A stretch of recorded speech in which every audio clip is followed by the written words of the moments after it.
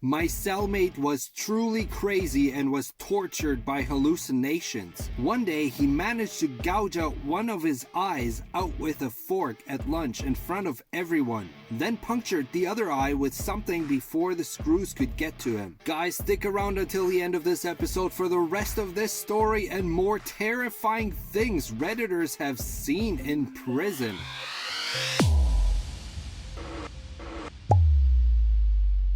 Welcome back to AskReddit Mondays on Redditainment. Today's post comes to us from Shrekisball101 and it reads, Ex-Cons of Reddit, what's the most terrifying thing you saw inside of prison? I think an obligatory disclaimer is in order with this episode, as there are some gruesome events being detailed by these ex-inmates, so quite obviously viewer discretion is advised.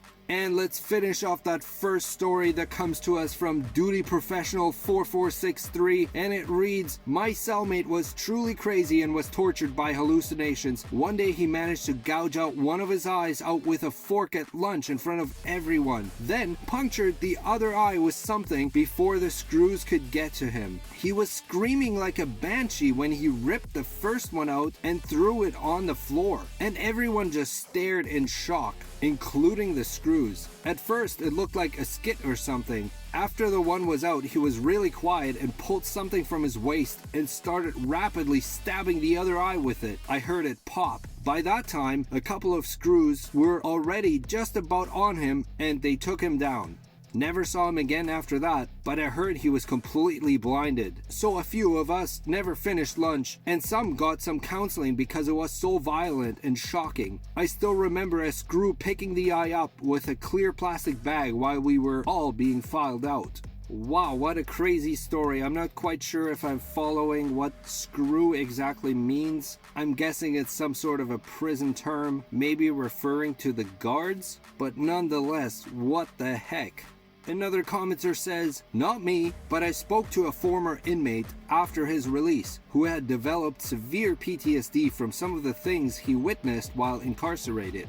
One of the stories was that he was playing cards with some guys and one of them was smoking a cigarette. Another inmate, who was not playing with them, approached the table and asked the guy smoking if he could get shorts on the cigarette. Shorts means before you finish smoking, you gave the cigarette to someone else, so they got the last few puffs of the cigarette before putting it out.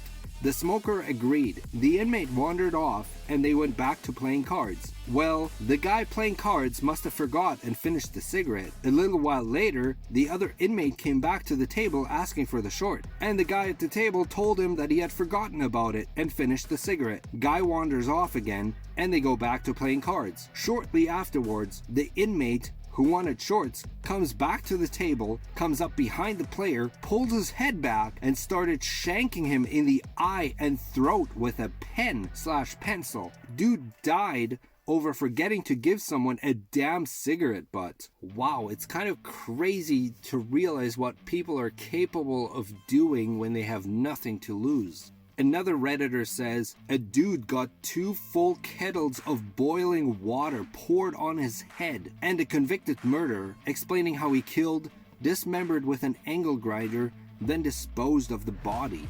Someone follows up, it must have been tense waiting for that kettle to come to a full boil for the second round. No kidding. Here's another one. My criminal justice professor always used to tell us about the $1 million man in his prison he used to work at. The prison was an old school style with multiple floors, and the open part of the middle like you see in the movies. To avoid jumpers, they put chain link fencing along the walkways. One day, this guy managed to squeeze through the fencing on the 3rd floor and swan dive face first to the concrete floor below. When they came in, they all thought he was dead until he began making noises. The prisoner was then transferred to a hospital for a year and a half, getting around 12 different surgeries. Eventually, he was released back to prison, and on his 2nd month back, he did it again, but he didn't survive this time. The running joke was that he was named the $1 million man because he had cost taxpayers millions from all his surgeries and time in the hospital. Our teacher also liked to add, and every time he told the story, that somehow his glasses survived both falls completely fine. What a weird story. But this comment does point out an interesting fact I've often thought about, how prisoners do cost the taxpayers a lot of money and oftentimes don't do anything to rehabilitate the person. Another person says, I was in a South American prison. There was a lot of drug addicts. They usually sold their food in order to buy more drugs, so they were always hungry. One day, I was eating my lunch. Rice, a leg of chicken, and some beans. When I finished my meal, there were some chicken bones left in my plate, and a drug addict approached me to ask if I could gift him the chicken bones. So I lent him my bones and he started eating them. It was heartbreaking. I think a lot of these stories, especially if they originate from non-Western prisons, can be very, very raw. But let's do another couple comments here. A guy got stomped to death my first day in. The two guys fighting were rival gang members. The guards didn't do anything until the guy getting stomped stopped breathing. Then they came in and took them both away, one in a bag and one in cuffs. Wow, I can't imagine having an experience like that being part of your memory. Another commenter says, boiling hot peanut butter dumped on a sleeping child molester's face. The screaming and thrashing was pretty intense. The idea is that you can't wipe it off or something to mitigate the damage caused. It's going to burn deeply. And in my opinion, that was worse than watching the guy on the bench press take a 35k plate smash to the skull repeatedly. He was dead pretty quickly. The peanut butter burn is a permanent disfigurement that will have months of pain and suffering.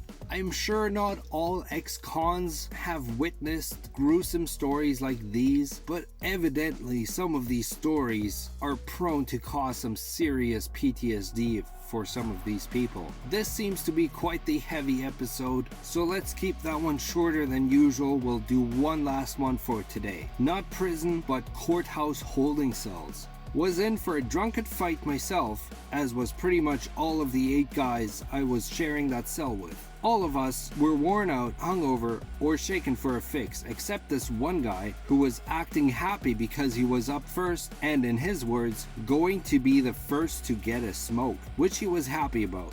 Being locked up in those cells, it's not rare for people to chat a bit, since we had all been in solitary police station holding cells before. Usually, what are you in for? Type small talk.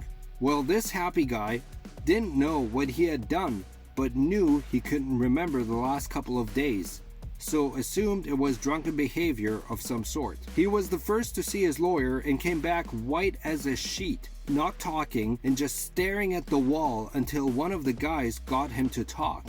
Turned out he had got blind drunk with added Valium found on him, got in a fight and lost, gone home, and come back with a kitchen knife and a kettle full of sugar water, stabbed a random guy, and thrown the kettle into the bar, scalding multiple people. Plus, the guy he stabbed was in hospital in critical condition, and he was up on multiple counts of assault with intent to injure, serious bodily harm, possession of a deadly weapon, possession of a controlled substance, and attempted murder. He was not going to be the first out for a smoke and was looking at a long prison sentence. Went from cock of the walk to hollow in all of 20 minutes. I'd seen a lot of shit, but I've never seen someone get the look of having lost their entire life like that. Wow, what an episode, you guys. Hope you enjoyed this content. If you did, leave a thumbs up on the video. Come back for more every Monday where we go through the AskReddit subreddit, a fun way to explore Reddit. As always, thanks for watching, and I'll see you in the next episode.